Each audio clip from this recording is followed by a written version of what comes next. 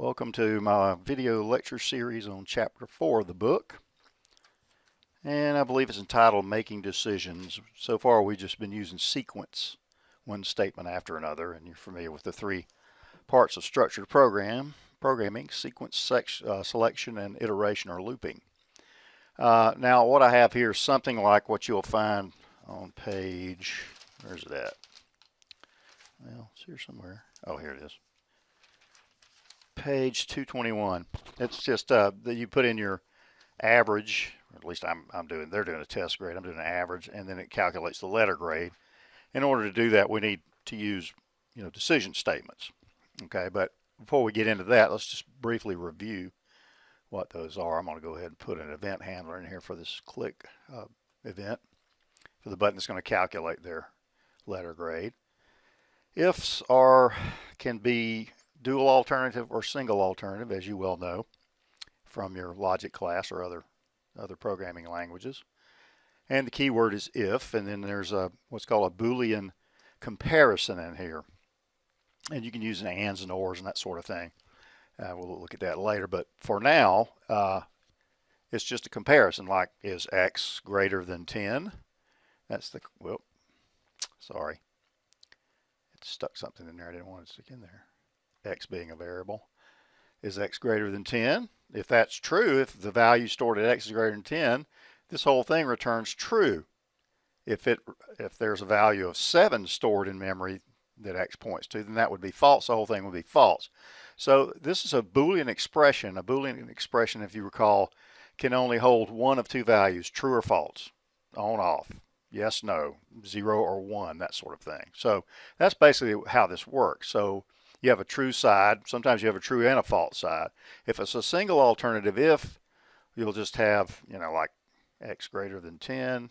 I wish you wouldn't do that. I know I haven't declared x. You can let me get away with this for a minute.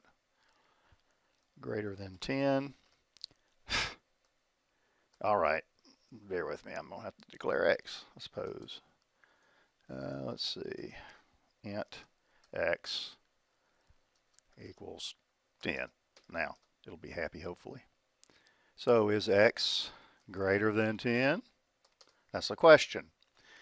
If x is greater than 10, then you're going to do what? You're going to execute something, whatever it is that you're trying to accomplish. You could say x equals x plus 1. And what's the shorthand for that? X plus equals 1. Remember that? X equals 1. Okay, so you only do something if it's true. Well, what if you want to do something if it's true and you want to do something if it's false? Well, then there's the else component. Now notice how I'm tabbing these in. You need to make sure you do that for readability's sake.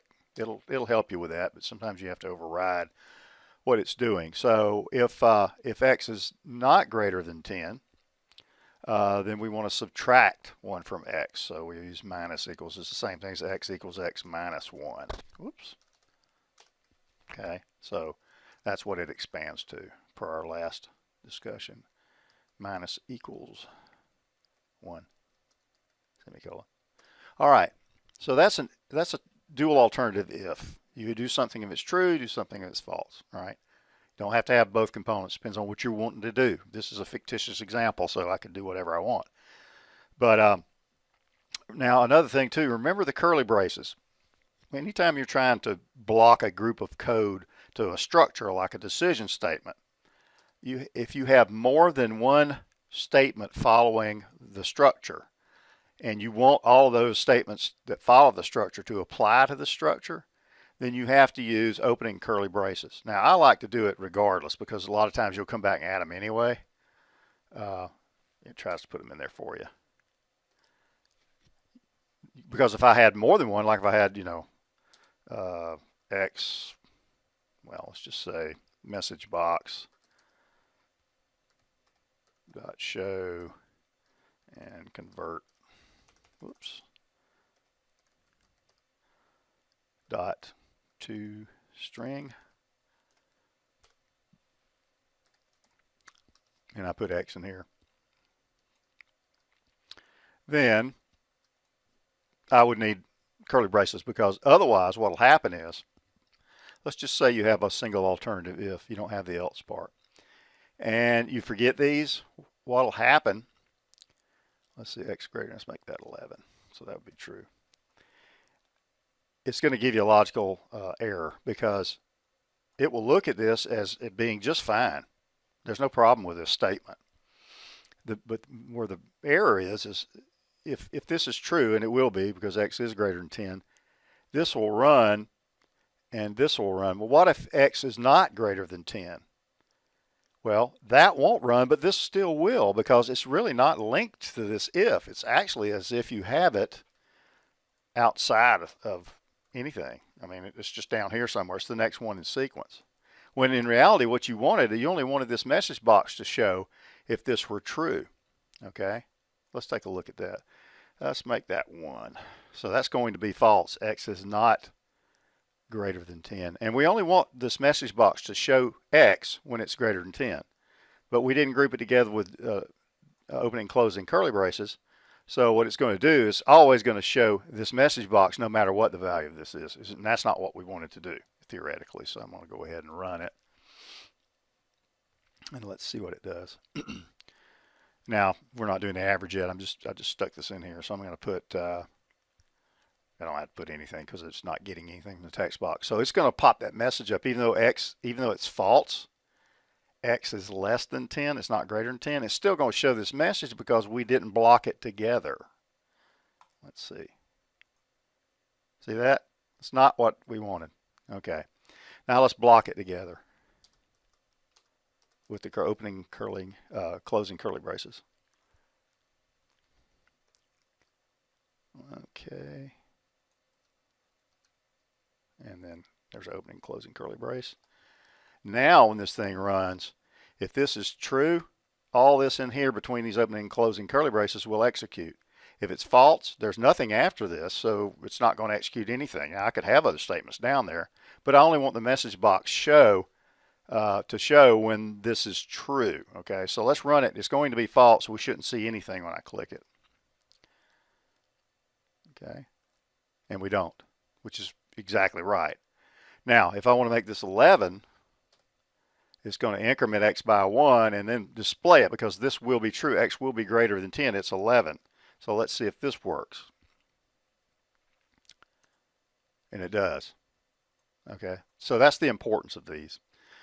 So that would be a single alternative if, and then you can have the dual alternative with the else.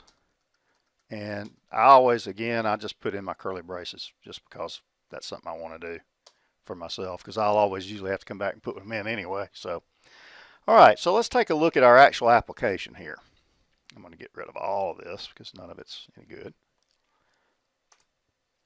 And if we look at this, we'll see that there's a text box that they're going to type an average in, say, 78.3 or whatever. I'm going to go ahead and go back to code here. And I need a double because it could be 78.3 double to hold this average. I'm just going to call it average.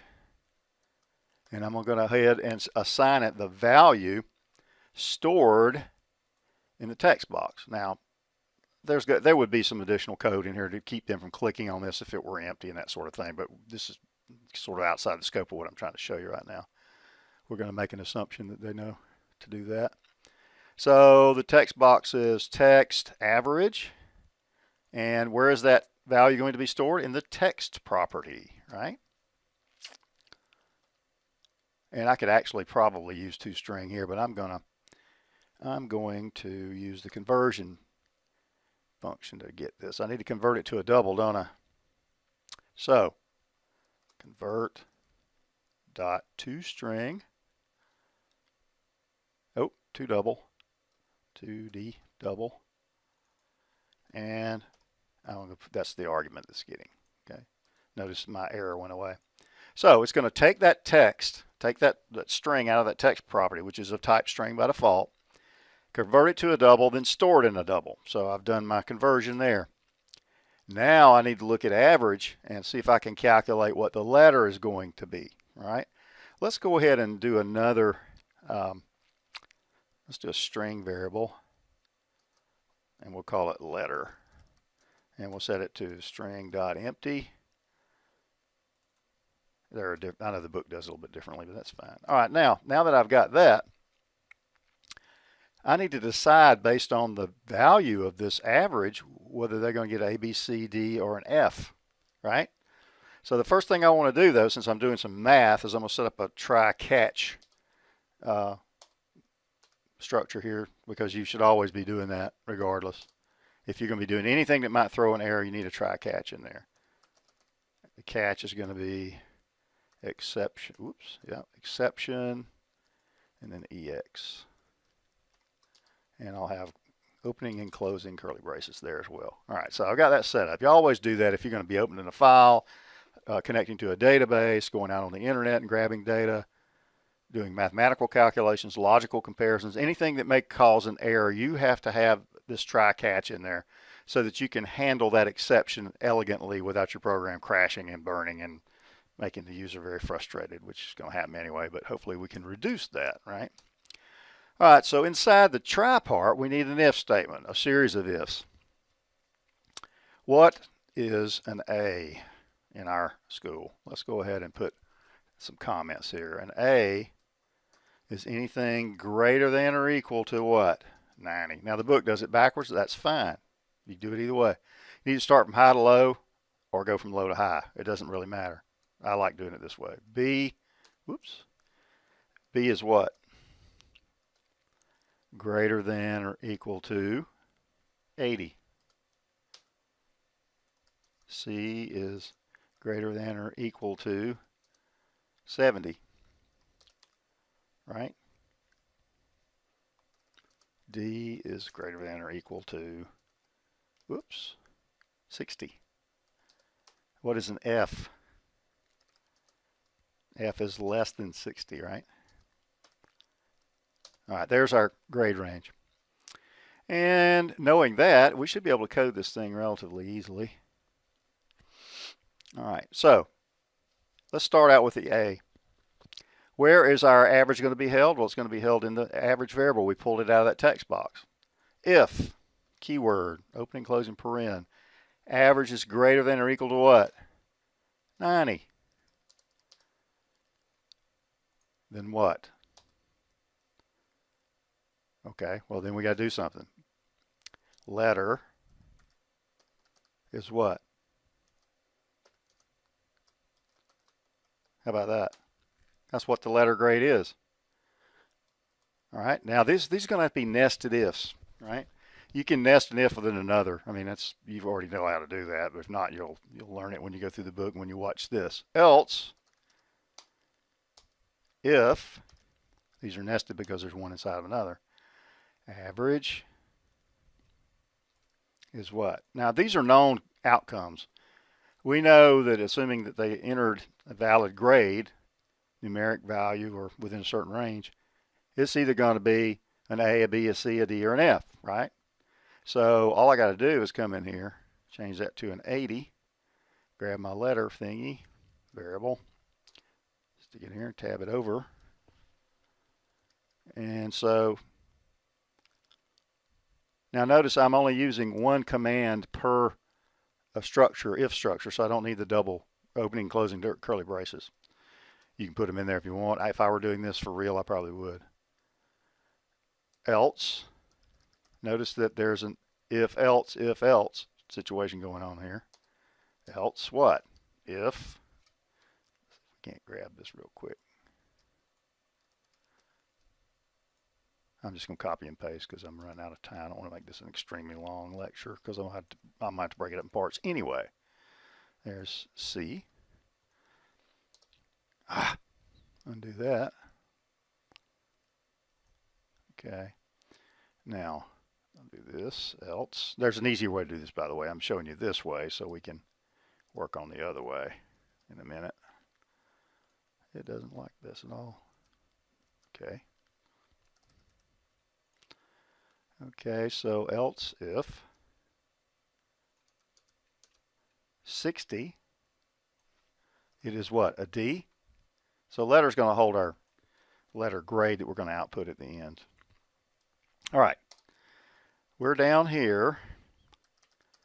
This is at the end of the comparison. If it's not an A and it's not a B and it's not a C, and it's not a D. If all these wind up being false, what does it have to be?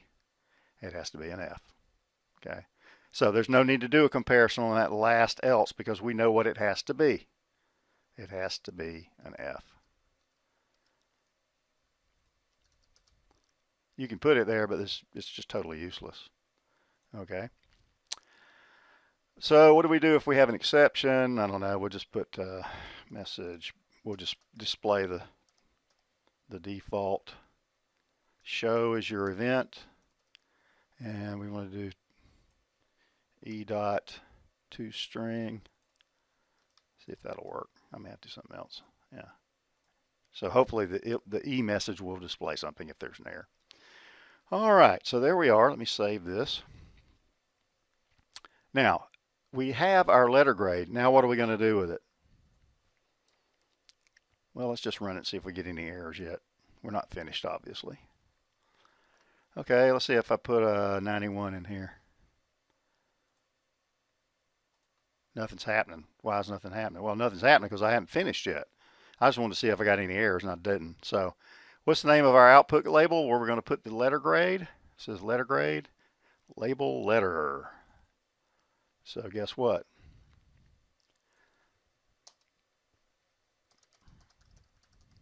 What's the property into which we're going to place our output? The text property. And we do that with an assignment. What holds that letter grade? The variable of type string called letter. Letter is of type string. What is the default, or not the default, but what is the data type of the text property? String. String into a string. No conversion necessary. We declared it that way up here. All right, now let's see what we get. See if we get an error or whatever. I'll put 91. That should be an A, right? A. Now, I don't have it set up to automatically clear or anything. I'm going to do that later. 85, was that a B? 70, C. 60 is a D. 69.9 is what? D. Unless you're in my class, I'd probably round it up to a C. What about a 42? It's an F. See that? Okay, so the logic works so far. Now, this is kind of hard to read, and it's always been. And if you were to put those opening closing curly braces in there, it would really get even worse, which I'm not going to do to you. But how to fix this? Well, there's something called the if else if statement, which is really what we're doing here, but you don't have to nest it. It automatically nests it for you. So what you can do is this. This is the else if statement. Lines everything up very nicely. Let's see if I can get this to work. I wonder if this will work. Alt tab. No. Windows has screwed me up on that. I don't think it'll let me do that. Nope. Ah. Yeah, too bad. Minimize that. I don't care. All right, I'll just have to do it manually then. If it was Windows 7, it would let me do it. Windows 8 will let you do it. You can back tab all this stuff. Maybe another way to do it. I just hadn't figured it out yet. All right, so you can delete that. And you can delete that. And then you can tab everything back here. Whoop. See how nicely it lines up? How about that? Pretty cool, huh?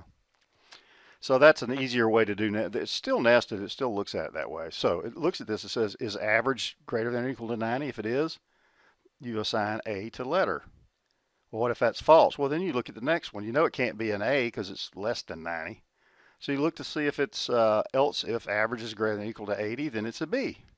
Well, if that's false, then you come down here and look at a C. Then you come down here and look at a D. Well, if it's not A, B, C, or D, it has to be what? An F. And then here we're just outputting our letter grade that we calculated, that we deduced in this code here into our output. And that's basically how that works. All right, I'm going to call this the end of part 1, and I'm about to start part 2 in just a moment.